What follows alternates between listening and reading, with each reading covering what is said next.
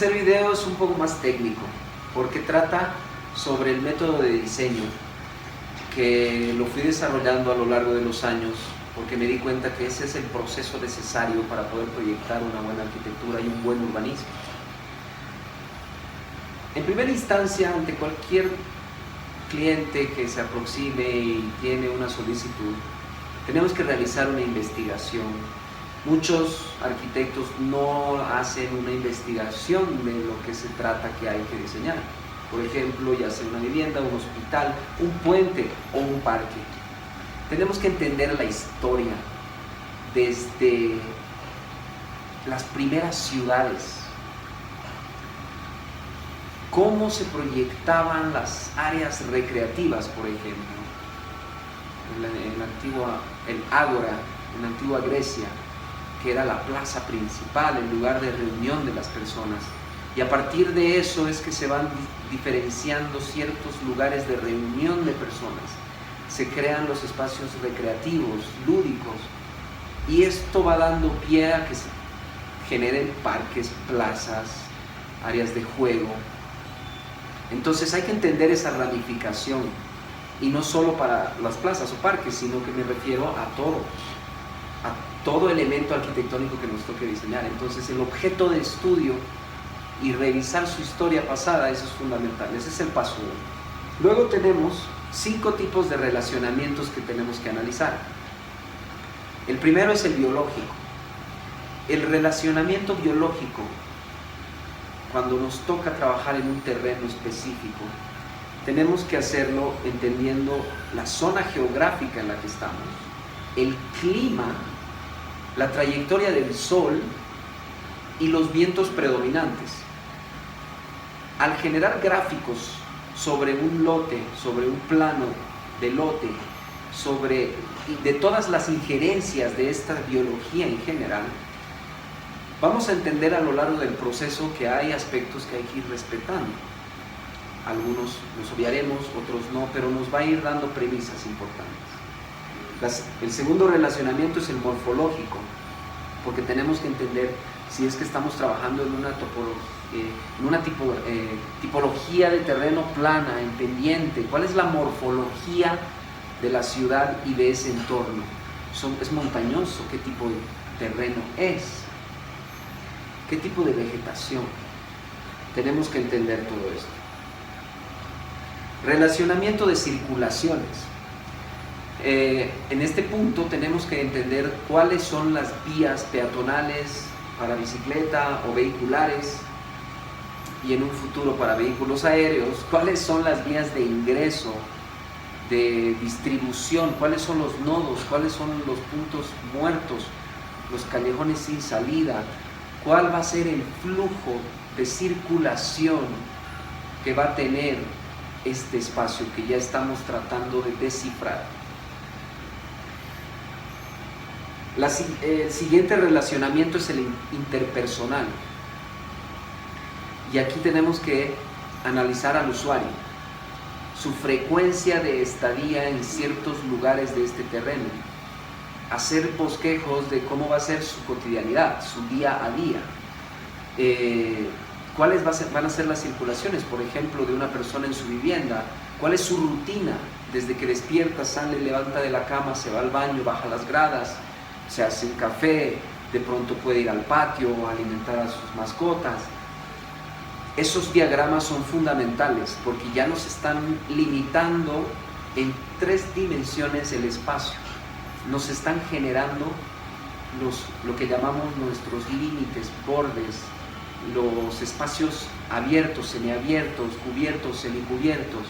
Es importante que hagamos bosquejos sobre flujo de circulación de las personas en unos momentos definidos a lo largo del día. Luego tenemos el relacionamiento de equipamiento. Este es muy importante porque aquí vamos a tocar mucho el entorno. Queremos entender qué tipo de zona y zonificación existe en los terrenos vecinos, en las calles, en los frentes, qué tanta ocupación de vegetación tenemos en tantos lugares.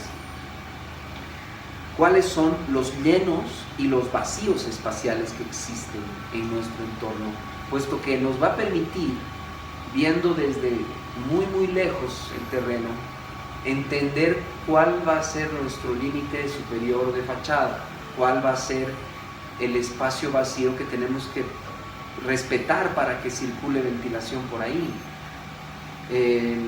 dimensionar el primer, segundo y tercer plano desde que nos encontramos frente a lo que va a ser la obra arquitectónica.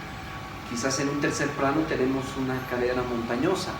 Esa cadena montañosa tiene que ser parte de la arquitectura cuando uno visualice la obra. Entonces, de eso se trata el relacionamiento de equipamiento, entender si es que es pura vivienda, si es que estamos diseñando un centro comercial, qué tipo de otro equipamiento está alrededor de él. Probablemente tenemos otros malls, entonces queremos distinguirnos, queremos al mismo tiempo dialogar con esa arquitectura, pero para no competir comercialmente tendremos que saber qué equipamiento hay alrededor. Es importante todo este análisis. Y esos 5 relacionamientos nos permiten generar lo que llamamos los arquitectos el programa cuantitativo. Y en el programa cuantitativo vamos a definir con una proyección estimada de metros cuadrados todos los espacios que necesitamos para una obra específica. Desde el ingreso, el pasillo de circulación, la caja de ascensores, sala de espera, el lobby, el vestíbulo, el área de centro comercial, el área de departamentos, cuántos baños, cantidad de parqueos. Entonces ese es el programa cuantitativo. Pero todo el relacionamiento también nos está generando el siguiente programa, que es el programa cualitativo, que habla de la calidad de espacios. Ya tenemos definido cuáles espacios queremos, pero ahora necesitamos darle una calidad espacial.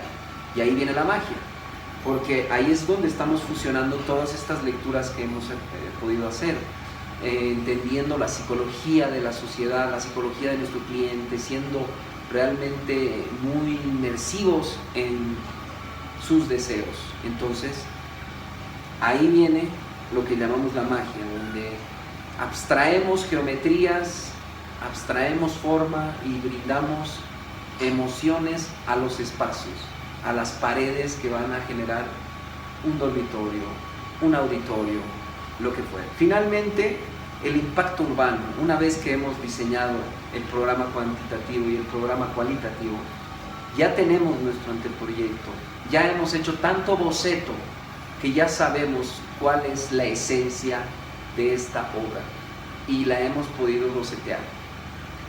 Ese es el anteproyecto arquitectónico.